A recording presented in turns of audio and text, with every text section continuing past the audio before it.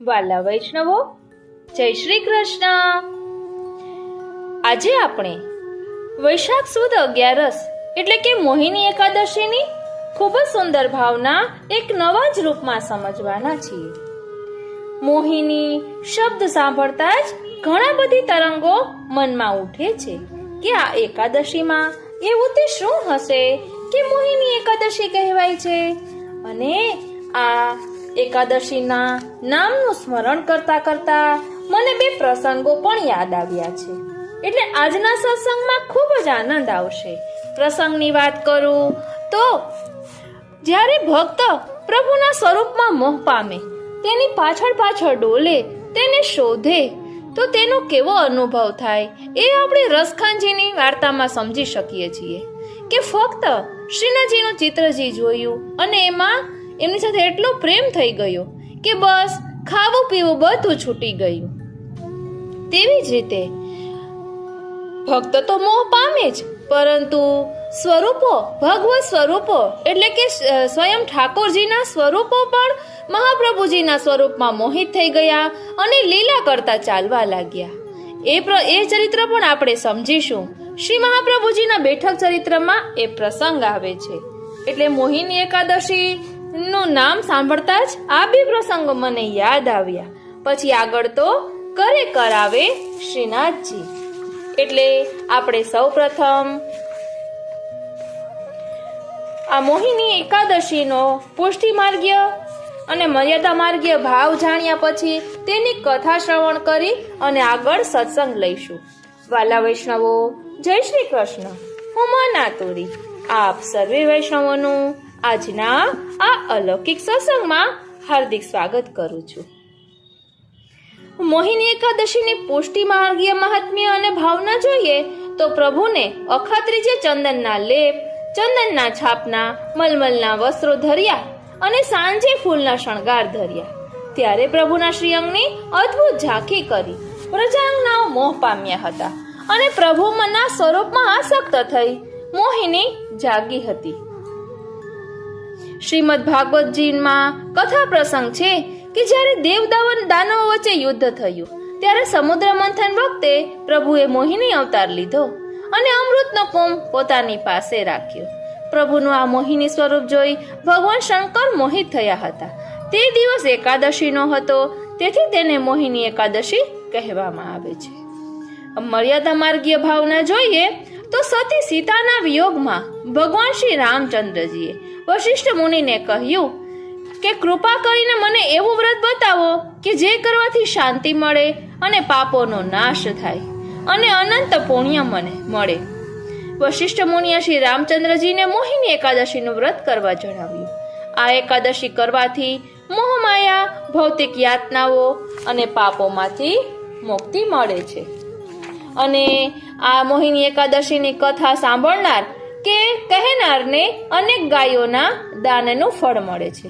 તો ચાલો આ મોહિની એકાદશીની વ્રત કથાનું શ્રવણ કરીએ।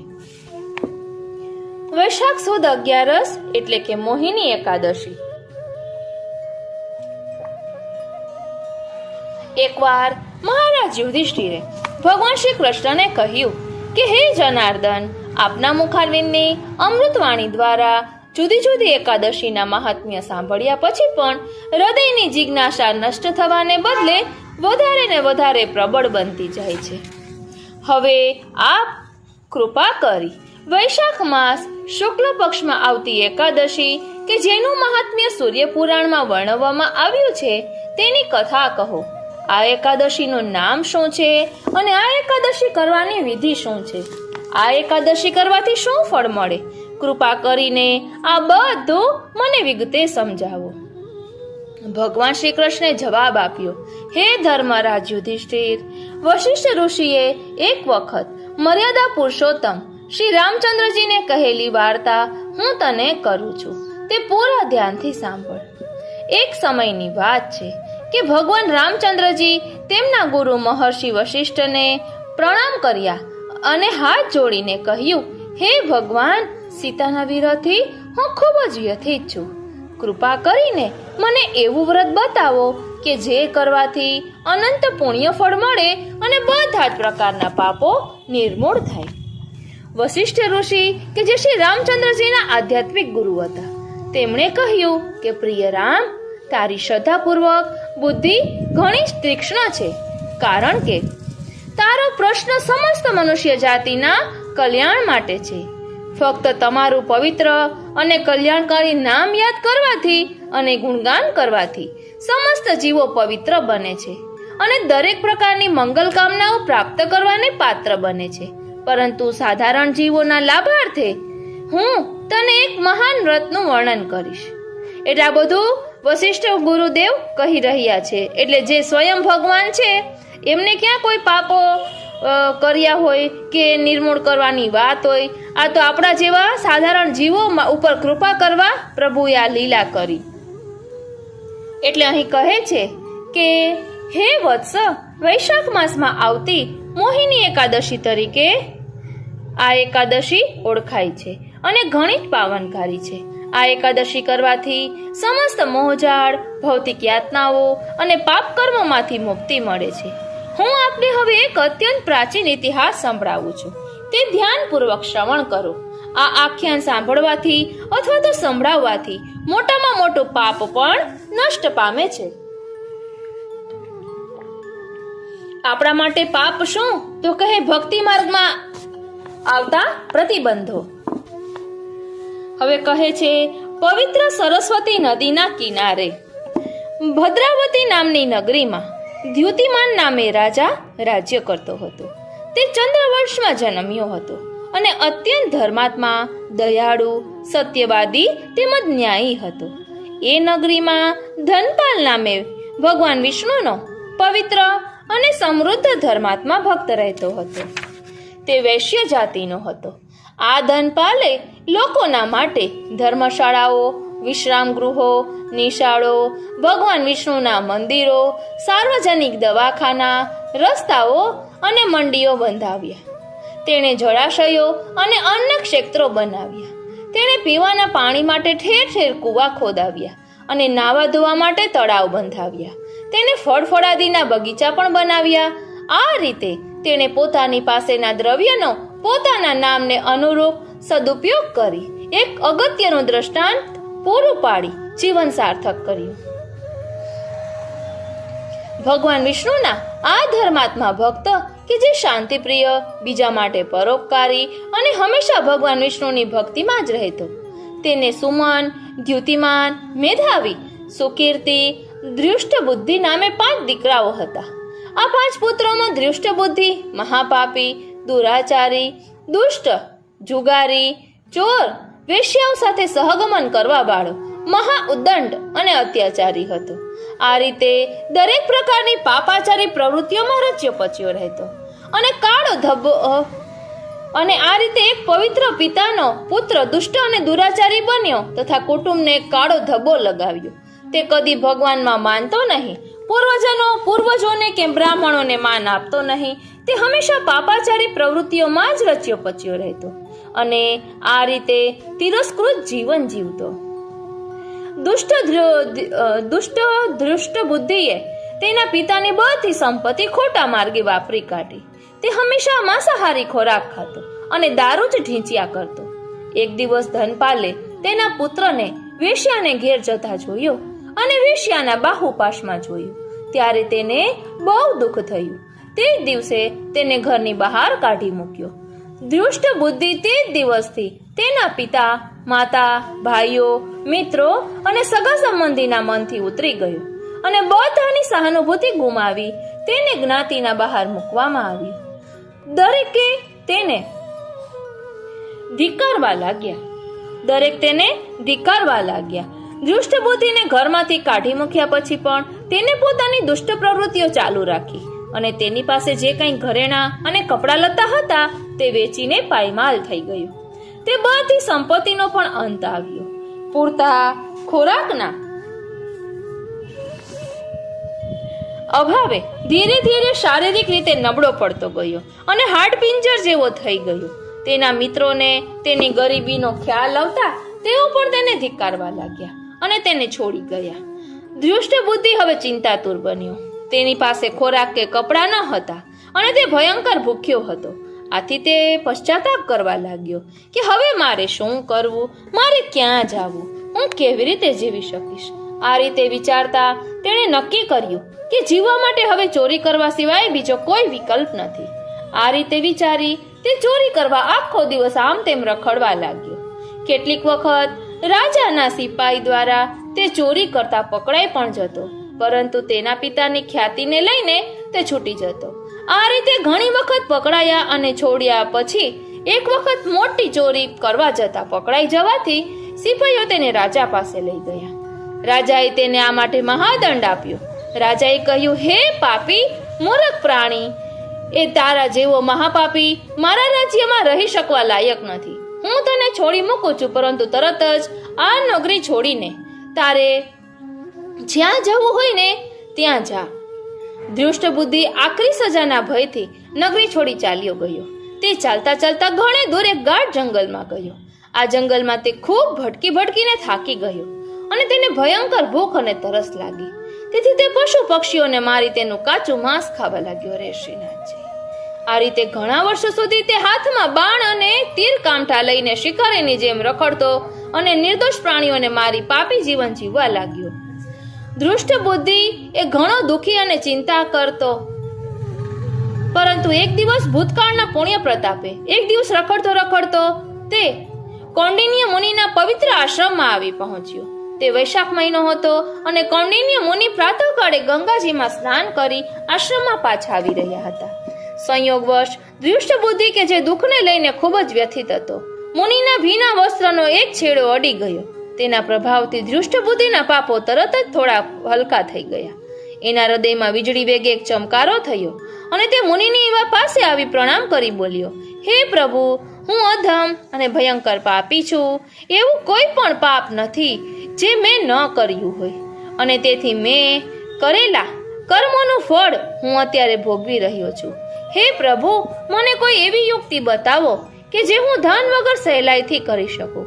અત્યાર સુધી અસંખ્ય પાપી પ્રવૃત્તિઓને લઈને મેં મારું ઘર, સંપત્તિ, સગાવાલા અને મિત્રોને ગુમાવ્યા છે અને હું માનસિક યાતનાઓમાં ડૂબી રહ્યો છું. દૃષ્ટ બુદ્ધિના આવા વચનો સાંભળી મુનિના હૃદયમાં દયા ઉત્પન્ન થઈ અને તેથી તેને કહ્યું, હે વત્સ, હું તને એક ઉત્તમ યુક્તિ બતાવું છું, જેનાથી થોડાક જ સમયમાં તને તારા બધા પાપોમાંથી મુક્તિ મળશે. તેથી હું તને જે કહું તે ધ્યાનથી સાંભળ. વૈશાખ માસના શુક્લ પક્ષમાં આવતી મોહિની એકાદશીમાં એવી શક્તિ છે કે જે જન્મના એકત્રિત થયેલા પાપોનો ઢગલો, ભલે ને તે સુમેરુ પર્વત જેટલો હોય, તે બધા પાપોનો નિર્મૂળથી નાશ કરે છે. તેથી તું શ્રદ્ધાપૂર્વક આ એકાદશીનું વ્રત કરજે. મુનિના આ શબ્દો સાંભળી દૃષ્ટ બુદ્ધિ ખૂબ જ ખુશ થઈ ગયો અને મુનિની સૂચના પ્રમાણે નિયમપૂર્વક તેણે મોહિની એકાદશી કરી. હે રાજન, આ મોહિની એકાદશી કરવાથી મહાપાપી દુષ્ટ બુદ્ધિ તરત જ બધા પાપોમાંથી મુક્ત બન્યો અને તેને દિવ્ય શરીર પ્રાપ્ત થયું અને ગરુડ ઉપર બેસીને વૈકુંઠ લોકમાં ગયો. હે રામચંદ્રજી, આ એકાદશી અજ્ઞાનતાના અંધકાર અને બધા જ પ્રકારની ભ્રાંતિ દૂર કરે છે. આ એકાદશી કરવાથી જે પુણ્ય મળે છે તેની લોકો પવિત્ર નદીમાં સ્નાન કરવાથી મળતું પુણ્ય, દાન કરવાથી કે તપ કરવાથી મળતું પુણ્ય પણ આવી શકે નહીં. આ વ્રતની કથા સાંભળનાર કે કહેનારને અનેક ગાયોના દાનનું ફળ મળે છે. આવો આ મોહિની એકાદશીનો મહિમા છે. વાલા વૈષ્ણવો, શ્રી સર્વોત્તમ સ્તોત્રમાં શ્રી મહાપ્રભુજીનું એક નામ છે અતિ મોહનાય નમઃ, એટલે શ્રી આચાર્યજીનું અત્યંત મોહક સ્વરૂપ છે. આજે મોહિની એકાદશીની ભાવના સમજી રહ્યા છીએ, તો ચાલો ને શ્રી મહાપ્રભુજીના એ નામનું પણ થોડું ભાવ દર્શન કરીએ. શ્રી સર્વોત્તમ સ્તોત્રમાં 83મું નામ છે અતિ મોહનાય નમઃ. અર્થ ચરિત્ર સંગતિ જોઈએ તો શ્રી આચાર્યજીના સ્વરૂપને જોઈને જીવ મોહિત થઈ જાય છે અને તેથી આપની લીલાઓનું જ્ઞાન થતું નથી. આપના અત્યંત મોહન સ્વરૂપની જીવ ઉપર દ્રષ્ટિ પડે છે. ત્યારે જ તે જીવ મુગ્ધ એટલે કે મોહિત બની જાય અને કોઈ મૂર્તિ સ્વરૂપની સન્મુખ જ્યારે આપશ્રીની દ્રષ્ટિ પડે છે ત્યારે મૂર્તિ સ્વરૂપોમાં ભગવદ આવિર્ભાવ થઈ જાય છે. એકવાર મથુરાના બજારમાં થઈને શ્રી આચાર્યજી વિશ્રામ ઘાટ ઉપર પધારતા હતા. ત્યારે એક કંસારાની દુકાનમાં ઘણી બધી ઠાકોરજીની મૂર્તિઓ હતી. આ મૂર્તિઓ ઉપર જ્યારે શ્રી મહાપ્રભુજીની દ્રષ્ટિ પડી ત્યારે આ મૂર્તિઓમાં ભગવદ આવિર્ભાવ પ્રાપ્ત થયું અને આ સ્વરૂપો દોડીને શ્રી આચાર્યજીની પાસે પધાર્યા. શ્રી આચાર્યજીએ બધા સ્વરૂપોને પોતાની ગ્વાલ મંડળીમાં રાખ્યા અને સમય અનુસાર સેવકોને એક એક સ્વરૂપ સેવા માટે પધરાવી આપ્યું. આ નામ વીર્ય ધર્મ સૂચક છે. ચિત્ર પરિચય જોઈએ તો મથુરાના બજારમાંથી શ્રી આચાર્યજી પધારે છે અને આપશ્રીની દ્રષ્ટિ ભગવદ આવિર્ભાવ પ્રાપ્ત સ્વરૂપો પાછળ આપની દ્રષ્ટિથી ભગવદ આવિર્ભાવ પ્રાપ્ત સ્વરૂપો પાછળ પાછળ પધારે છે. આ રીતે શ્રી મહાપ્રભુજીનું સ્વરૂપ અતિ મોહ પમાડે તેવું છે. એટલે શ્રી મહાપ્રભુજીને અતિ મોહનાય નમઃ એમ કહ્યું છે. ગોવિંદાસ ખવાસ પણ આ નામનું સંગતિનું પદ કહે છે. ગોવિંદાસ ખવાસ શ્રી ગુસાઈજીના સેવક છે અને એમણે શ્રી સર્વોત્તમ સ્તોત્રના 108 પદો લખ્યા છે. એ પણ શ્રી ગુસાઈજીની કૃપાથી એમના દ્વારા પ્રાપ્ત થયેલ ચર્વિત તાંબુર અધરામૃતના પ્રતાપથી. અતિ મોહન કી અટપટી રીતિ, ધ્યાન આપજો વાલા વૈષ્ણવો, અતિ મોહન કી અટપટી રીતિ તીની ભુવન મેં સ્ત્રવનાની સુનિયત દેખત લગત સબે વિપરીતિ.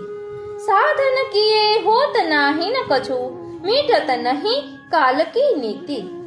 શ્રી વલ્લભ કરુણા કટાક્ષતે होत है सदानंद पद प्रीति.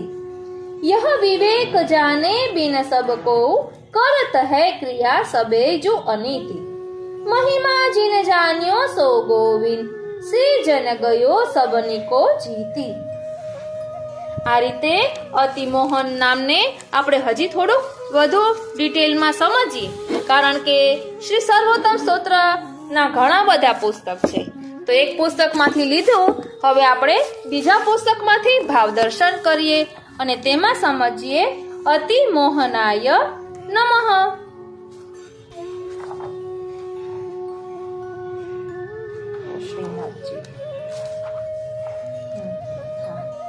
અહીં કહ્યું છે કે શ્રી ઠાકોરજીની કહેવા યોગ્ય લીલાનું વર્ણન કરીને ભક્તોના અતિ મોહન ઈચ્છાપૂર્વક શ્રી આચાર્યજી છે. મથુરાના બજારમાંથી શ્રી આચાર્યજી પધારે અને આપશ્રીની દ્રષ્ટિથી ભગવદ આવિર્ભાવ પ્રાપ્ત સ્વરૂપો પાછળ આવે છે. અહીં પદ કહ્યું છે, શ્રી વલ્લભ સબકો મોહ કરે, કોટી કંદર્પ લાવણ્ય છબી નિરખત, ભક્ત હોય આસક્ત ખરે, અંગ અંગ ભવન કે ભાવન કે ભૂષણ નયનન મેં તે નેહ નિસરે, લાલ દાસ મુખ ચંદ્ર નિહારત, ભક્ત ચકોર સુધ બુધ વિસરે. એટલે શ્રી મહાપ્રભુજીનું અતિમોહન સ્વરૂપ એવું છે કે સ્વરૂપની ઝાંખી કરતા ભક્તો પોતાની સુધબુધ વિસરી જાય છે. અહીં વ્યાખ્યા કરતા કહે છે, શ્રી ગોકુલનાથજી કહે છે કે નંદાલયમાં શ્રી બાલકૃષ્ણજીના દર્શન અર્થે અનેક વૃદ્ધ ગોપ ગોપીજનો આવે છે. તેમને ભગવાન લીલા રસનો અનુભવ કરાવે છે, પરંતુ જે પુષ્ટિના જીવો ન હોય તેને લીલા અનુભવ કરાવતા નથી. તેવી જ રીતે આપ નિજ સેવકોને અધિકાર અનુસાર પુષ્ટિ રસ લીલાનો અનુભવ કરાવે છે અને અનધિકારીને તેવો અનુભવ કરાવતા નથી, કારણ કે કલિકાલમાં દોષો તો સૌને બાધક બને છે. અને શ્રી મહાપ્રભુજીના સેવકો અનેક છે, તેમાં દરેકની એક રસ પ્રીતિ તો હોય જ નહીં. તેમાંના અનેક ભક્તો સેવા, સ્મરણ, ભજન આદિ નહીં પણ કરતા હોય, ત્યારે તેઓ ભજન ભક્તિપરાયણ જીવોને લીલા અનુભવ કરાવે છે. તેમાં જીવોના દોષોના ન્યૂન અધિકપણાને અનુસાર જ રસાનુભવ થાય છે. નિરંતર સેવા સ્મરણ આદિમાં ચિત્તને જોડનારા સેવકો આપની કથાના આવેશથી એવા તો મુગ્ધ બની જાય છે. તેથી તેમના સર્વ મનોરથો શ્રી મહાપ્રભુજી પૂર્ણ કરે છે. આપ સર્વે ભક્તોના આંતરિક ભાવોને જાણનારા હોવાથી અને ભક્તોના તીવ્ર તાપને જાણીને જ તેમને મુગ્ધ બનાવે છે. દરેક ભક્તોમાં આવી દૈન્ય તાપની ભાવના હોતી નથી. તેથી ભાવને અનુરૂપ ફળ આપનારા શ્રી મહાપ્રભુજી અતિશય મુગ્ધ કરનારા છે. આવા રસાવેશમાં મુગ્ધ બનનાર ભક્ત મહદ ભાગ્યવાન છે. તેથી શ્રી મહાપ્રભુજીએ નિરોધ લક્ષણમાં કહ્યું છે કે સર્વાનંદમયસ્યાપી કૃપાનંદ સુદુર્લભ. જીવના આનંદો પણ ભાવ ભેદથી ભિન્ન ભિન્ન હોય છે. અડધા રતલની ટોપલીમાં એક મણ જલ સમાઈ શકે જ નહીં. આથી જીવના ભાવ અનુસાર ભક્તોને મુગ્ધ બનાવનારા શ્રી મહાપ્રભુજીના આ નામનું નિરૂપણ કર્યું છે. અતિ મોહનાય નમઃનો સંગતિનું ધોળ પણ છે. મુખડાની માયા લાગી શ્રી વલ્લભના મુખડાની માયા લાગી. કોટી કંદર્પને લજાવે એનું મુખડું મન્મથનો મોદ ગયો ભાગી શ્રી વલ્લભના મુખડાની માયા લાગી. માલા તિલક ધર્યા ધોતી ઉપરણા નિરખીને થઈ અનુરાગી શ્રી વલ્લભના મુખડાની માયા લાગી. મંદ મંદ મુસકાય મારો વાલો પ્રેમ પીડા ઉર જાગી શ્રી વલ્લભના મુખડાની માયા લાગી. વચનામૃતની વર્ષા કરે છે નિજજન થયા છે સોહાગી શ્રી વલ્લભના મુખડાની માયા લાગી. લાલ પ્રભુએ મોહિત કરીને બાંધ્યા છે પ્રેમની ધાગી શ્રી વલ્લભના મુખડાની માયા લાગી. આ રીતે શ્રી મહાપ્રભુજી પુષ્ટિ ભક્તોને જ લીલા રસનો અનુભવ કરાવે છે. બધાને આ રસનું દાન કરાવતા નથી. વાલા વૈષ્ણવો, હવે આપણે જે રીતે ભગવત સ્વરૂપો શ્રી મહાપ્રભુજીમાં મોહ પામે છે, ભક્તો શ્રી મહાપ્રભુજીમાં મોહ પામે છે, તેવી રીતે શ્રી ગુસાઈજીનું પણ એક નામ છે અને તેમાં પણ એવું ચરિત્ર આવે છે કે રસખાનજી શ્રી શ્રીનાથજીના સ્વરૂપમાં મોહિત થાય છે. તો ચાલો હવે તેનું થોડું ભાવ દર્શન કરીએ. વાલા વૈષ્ણવો, શ્રી નામ રત્ન આખ્યા સ્તોત્રમાં શ્રી ગુસાઈજીની 108 નામાવલી છે. તેમાં શ્રી ગુસાઈજીનું 108મું નામ છે શ્રી કૃષ્ણનું ગૃહિતૈક પ્રાર્થનીય પદામ્બુજ. એટલે શ્રી કૃષ્ણ के द्वारा अंगीकार किए हुए जीव ही आपके चरण कमल की प्रार्थना कर सकते हैं. तेनु विवरण करता कहे छे कि श्री कृष्णचंद्र के द्वारा अंगीकार किए हुए जीवों के द्वारा ही आपके चरण कमल की प्रार्थना हो सकती है. भगवान के अनुग्रह के बिना श्री प्रभु चरण के चरणारविंद की प्राप्ति संभव नहीं है. आप साक्षात श्री कृष्ण हैं. इसीलिए आपकी कृपा को प्राप्त करने के लिए प्रार्थना करने योग्य आपके चरणारविंद ही है. ધ્યાન આપજો વાલા વૈષ્ણવો, અહીં શ્રી ગુસાઈજીને સાક્ષાત શ્રી કૃષ્ણ કહ્યા છે. તેવી જ રીતે સર્વોત્તમ સ્તોત્રમાં શ્રી મહાપ્રભુજીને સાક્ષાત શ્રી કૃષ્ણ કહ્યા છે. વસ્તુતઃ કૃષ્ણ એવ. અને શ્રી મહાપ્રભુજીએ દામોદરદાસ હરસાનીજીને કહ્યું હતું કે મારામાં શ્રી ગુસાઈજીમાં કંઈ ભેદ નથી. હવે આ નામનો ભાવાર્થ કરતા કહે છે કે આપકી કૃપા हुई है यह कैसे जाना जाए. तब जीव श्री महाप्रभु जी श्री गुसाई जी के शरण में आवे और उनके चरणारविंद को प्राप्त करे. प्रभु के कृपा के बिना अलौकिक गुरु की प्राप्ति अशक्य है. आप ही साक्षात भगवत स्वरूप है, इसलिए आपके चरणारविंद भगवत चरणारविंद है. इन चरणारविंदों की सेवा करने से उभय स्वरूपों की प्राप्ति शक्य होती है. वार्ता चरित्र संगति. दिल्ली से रसखान जी श्रीनाथ जी के दर्शन करने गिरिराज जी आए. 3 दिनों तक विरह में गोविंद कुंड पर पड़े रहे. ધ્યાન આપજો વાલા વૈષ્ણવો, મેં આપને આગળ જ રસખાનજી વિશે કહ્યું હતું. આ નામની વાર્તા સંગતિમાં એ પ્રસંગ આવે છે. અહીં કહે છે કે દિલ્હી से रसखान जी श्रीनाथ जी के दर्शन करने गिरिराज जी आए 3 दिनों तक विरह में गोविंद कुंड पर पड़े रहे। श्रीनाथ जी ने उनको दूर से दर्शन दिए। ध्यान आप जो दूर से दर्शन दिए, वे श्रीनाथ जी को पकड़ने के लिए दौड़े, तब प्रभु अंतर ध्यान हो गए। आपने श्री गुसाई जी को गोकुल में आज्ञा करी,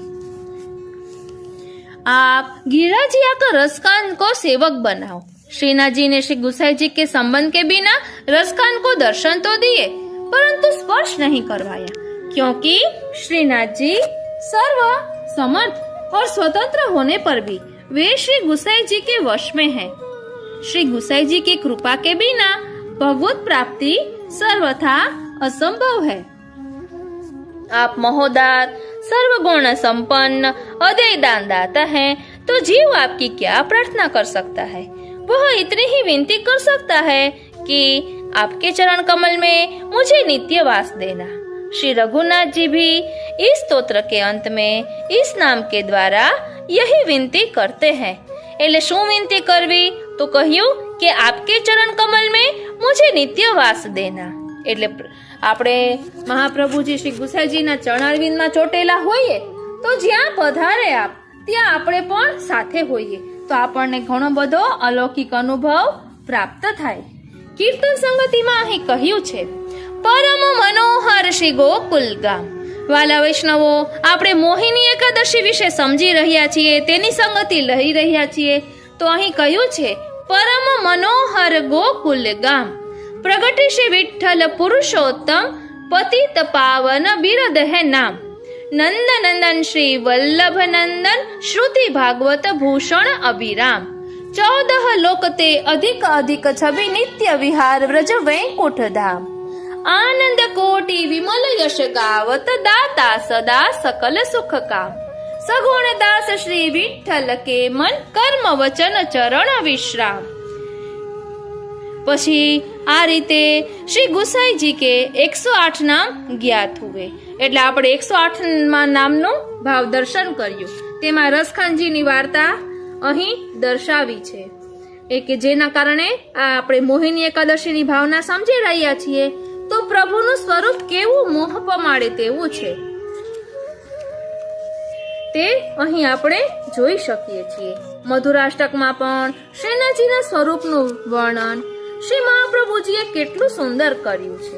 એટલે જ કહ્યું છે, અધરમ મધુરમ વદનમ મધુરમ નયનમ મધુરમ હસિતમ મધુરમ હૃદયમ મધુરમ ગમનમ મધુરમ મધુરાધિપતે રખિલમ મધુરમ वचनं मधुरं चरितं मधुरं वसनं मधुरं वलितं मधुरं चलितं मधुरं भ्रमितं मधुरं मधुराधिपतेरखिलं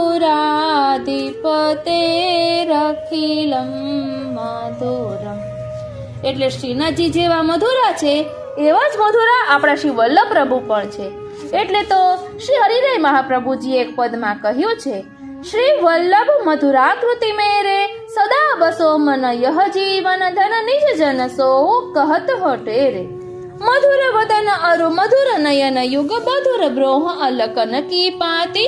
मधुर भाल बिच तिलक मधुर अति मधुर नासिका कहे न जाती। अधर मधुर रस रूप मधुर छवि मधुर मधुर हो ललित कपोल। मधुर कटाक्ष कृपा रस पूर्ण मधुर मनोहर वचन विलास। मधुर उभार देश दासन को मधुर विराजत मुख मृदुहास। मधुर कंठ आभूषण भूषित मधुर उरस्थल रूप समात। अति विशाल जानु अवलंबित मधुर बाहु परिरंजन काज। मधुर वक्र कटी मधुर जंग युग मधुर भरन गति सत्य सुख रास। मधुर चरण रेणु निरंतर जन्म जन्म मांगत हरिदास। વાલા વૈષ્ણવો, શ્રી નામ રત્ન આખ્ય સ્તોત્રમાં શ્રી ગુસાઈજીનું ચોથું નામ કહ્યું છે અતિ સુંદર।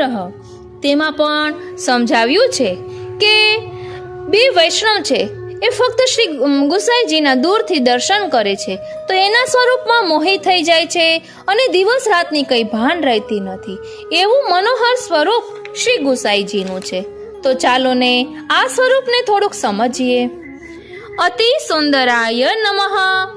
आप अति सुंदर है.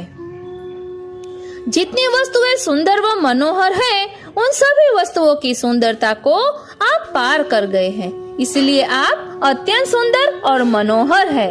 આપણે મોહિની એકાદશીનું સમજી રહ્યા છીએ એટલે આ સ્વરૂપનું વર્ણન આપણે લીધું છે. आपसे अधिक सुंदर कोई भी वस्तु नहीं है. खाने पीने वाले समुद्र को मर्यादा से बांधकर वश करने से क्या लाभ. मर्यादा से वश करने पर भी खारे जल में से आनंद मिल नहीं सकता, जबकि श्री गुसाई जी तो आनंदमय है, इसीलिए अति सुंदर मनोहर है, इसलिए वश करने के योग्य हैं. उनको वश में करने से आनंद मिलता है. जो आनंद रहित होता है वो मनोहर भी नहीं होता है. गरीबी कहाँ मनोहर है. श्री विठलेश प्रभु चरण निरतिशय आनंद स्वरूप है, इसीलिए अति सुंदर है. ननु किमानंदमयत्व मलौकिकम लौकिकम वेत्याशंक्य नामांतर माहुः.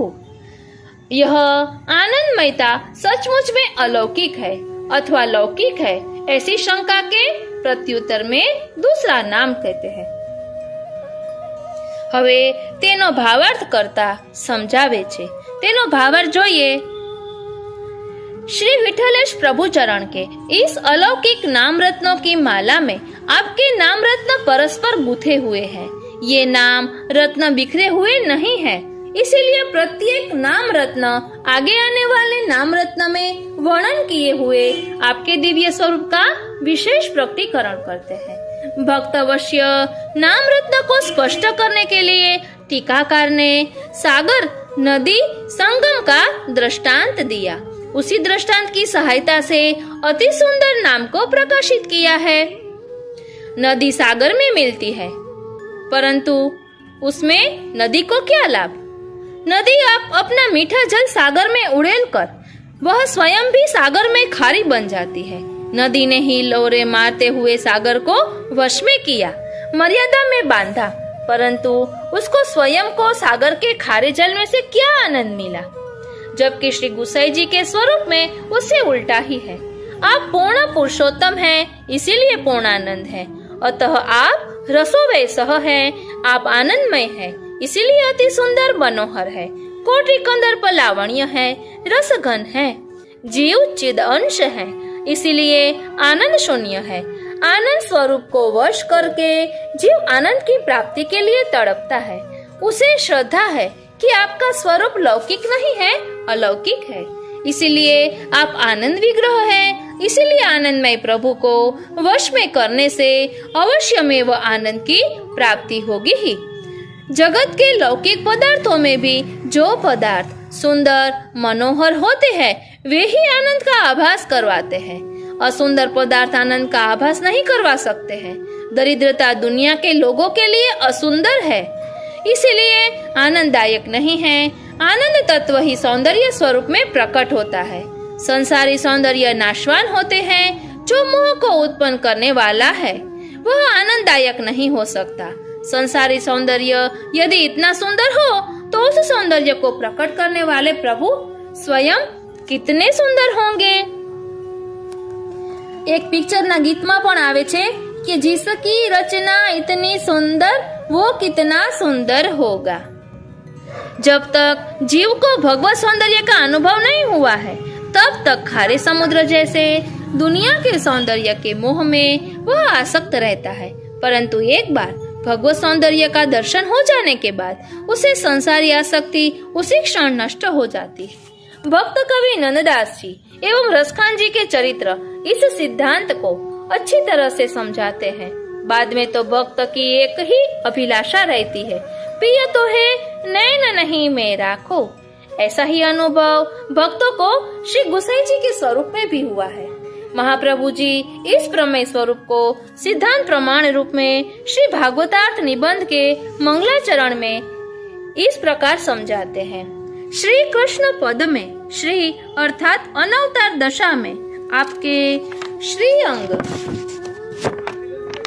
में बिराजने वाली संपूर्ण आत्म सृष्टि सहमेव लब्ध्वा आनंदी भवती। इस न्याय से नित्य लीला में से अवतार दशा में साकार स्वरूप में बाहर पधरा कर वे भक्तों के साथ अनेकों भावों से संश्लिष्ट अनेक प्रकार से आपने आनंदात्मक रसात्मक क्रीड़ा करी। इसलिए भक्तों ने गाया है कि व्रज वृंदावन गिरी नदी पशु पंछी सब संग, या में कहा दुरावनो प्यारी यह सब मेरो अंग। श्री गुसाई जी श्री पुरुषोत्तम स्वरूप से अपने निज जनों को अति सुंदरता के दर्शन करवाते हैं। वार्ता चरित्र संगति। एक बार श्री गुसाई जी ने श्री गिरिराज जी से अडेल पधारते हुए मार्ग में आगरा में एक वैष्णव के वहां मुकाम किया। उष्णकाल के दिन थे। आप शाम के समय झरोखे में बिराते थे। उनके सामने माणिकचंद जी रहते थे। उस समय माणिकचंद जी की पत्नी उनके घर की अटारी पर चढ़ी थी। वहां से उनको श्री गुसाई जी के दर्शन हुए।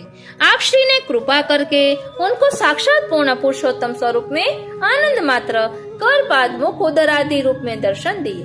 दर्शन होते ही वह आश्चर्यचकित हो गई, अपने देहानुसंधान को भूल गई और रात्रि को जब माणिकचंद जी घर आए तब उनकी पत्नी ने उन्हें सारी हकीकत कह सुनाई। माणिकचंद जी को भी ऐसा ही अलौकिक दर्शन हुए थे। श्री गुसाई जी ने देर रात तक वहां विराज कर अत्यंत सुंदर स्वरूप में इन दोनों को दर्शन दिए। उसके बाद आप पोढ़ने को पधारे।